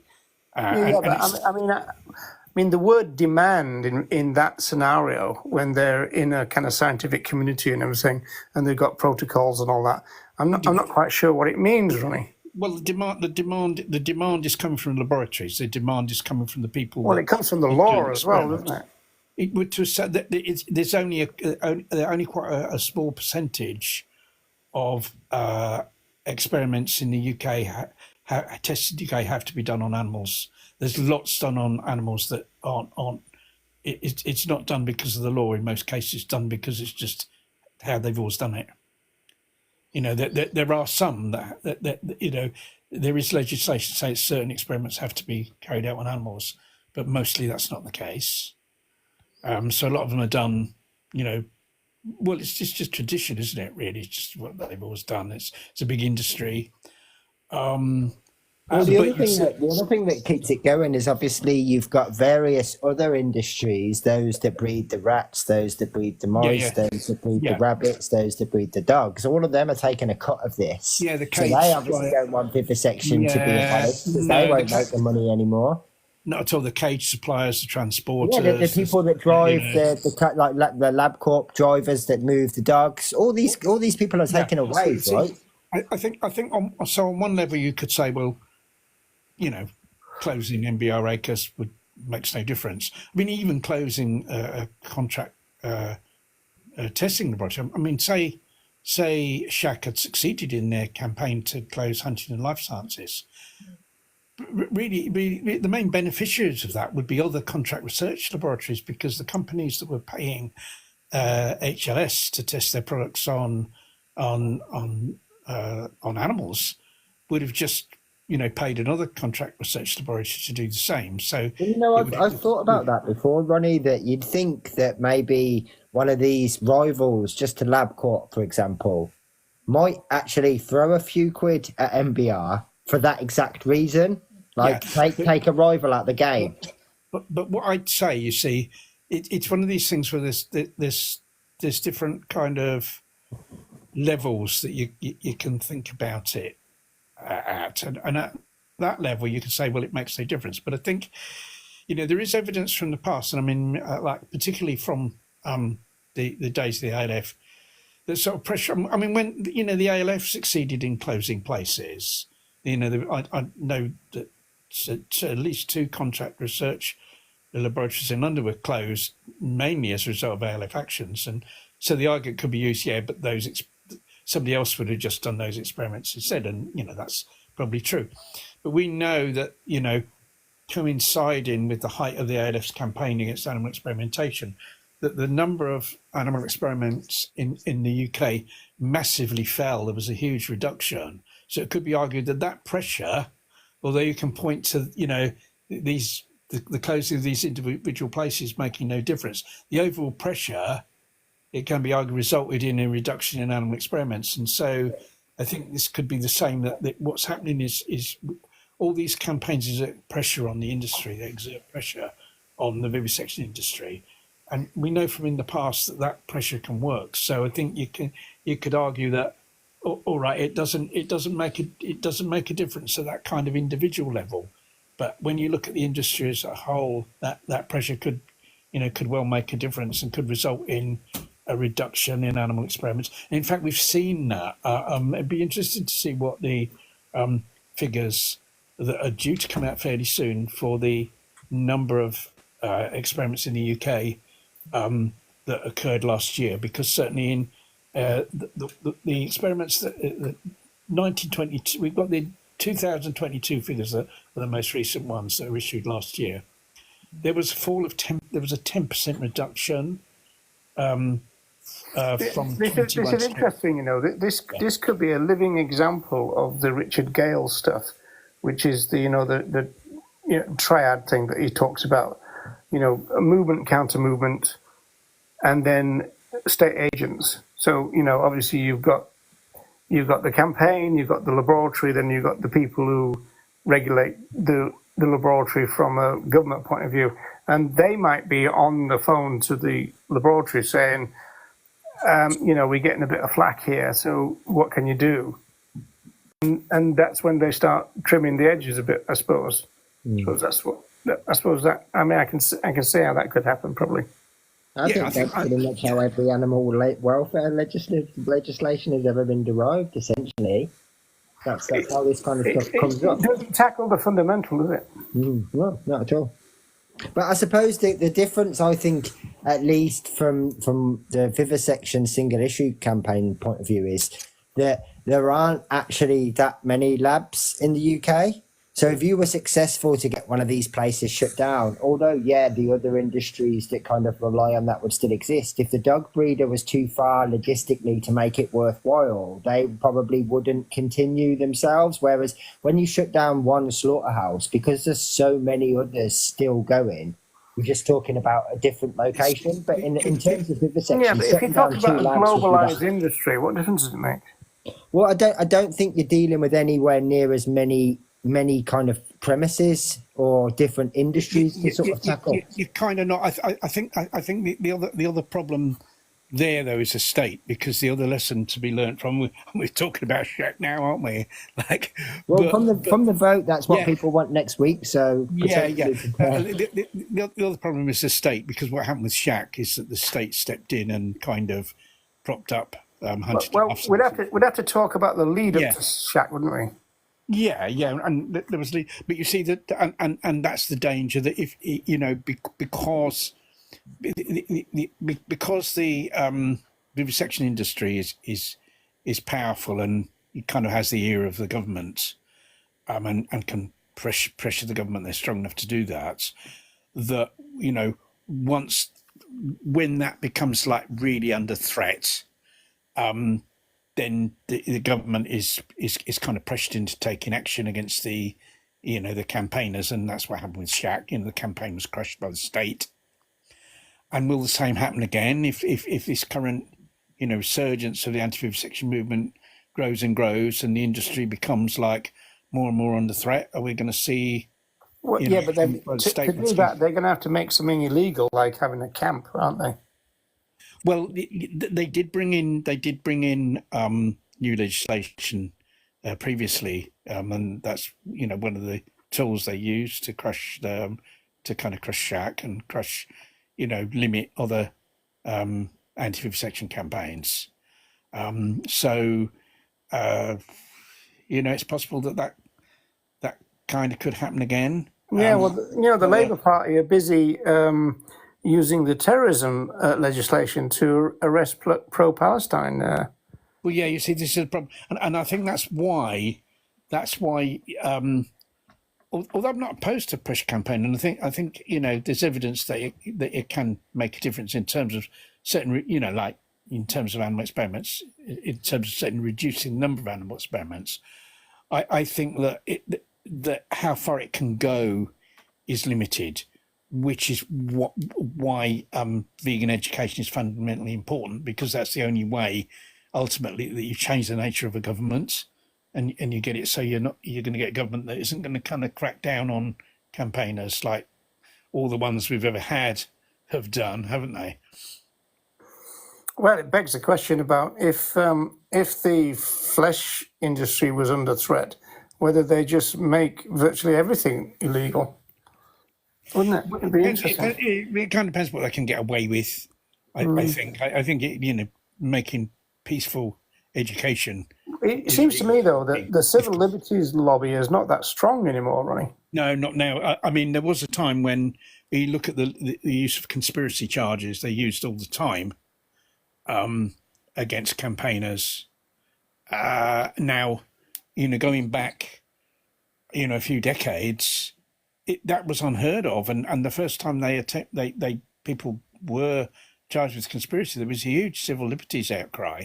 Yeah, that's right. And yet they're kind of, now it happens all the time, and you don't hear anything. I think what's happened is they've kind of, you could say, the sort of the forces of repression have kind of pushed the envelope, and they've got away with more and more in terms of reducing civil liberties. That's what's happened.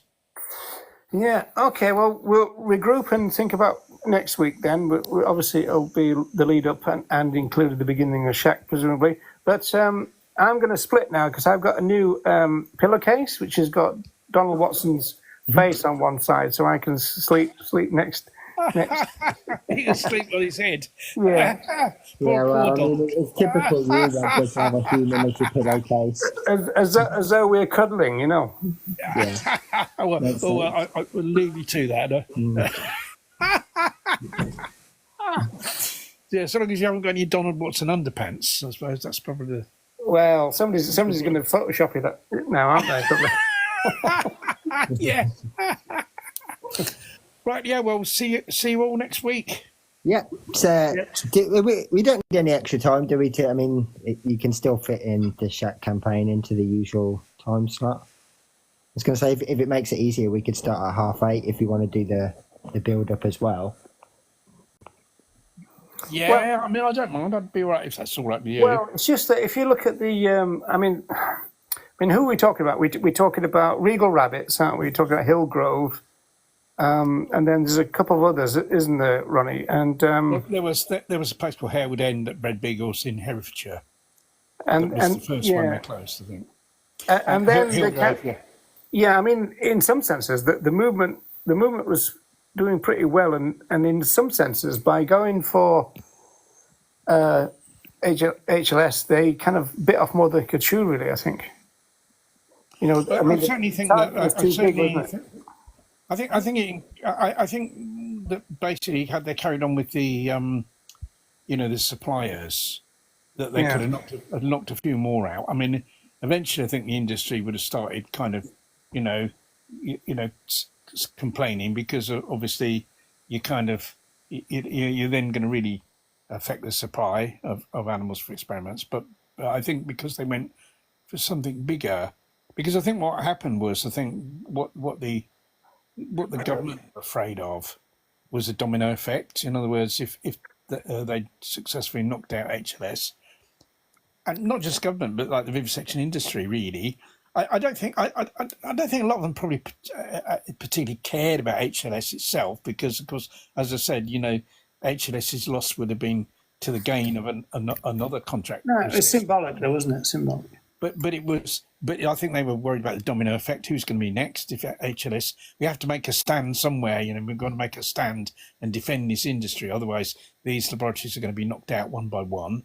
And it was HLS where they made their stand, against the campaign. It was indeed. Right. Okay. Well, good night then, folks. Yeah. Good night, and see you next week. Yeah. See you next week. Okay. Thank you, everyone. See you, Andy. Bye then. See you Bye. later. Bye. Bye.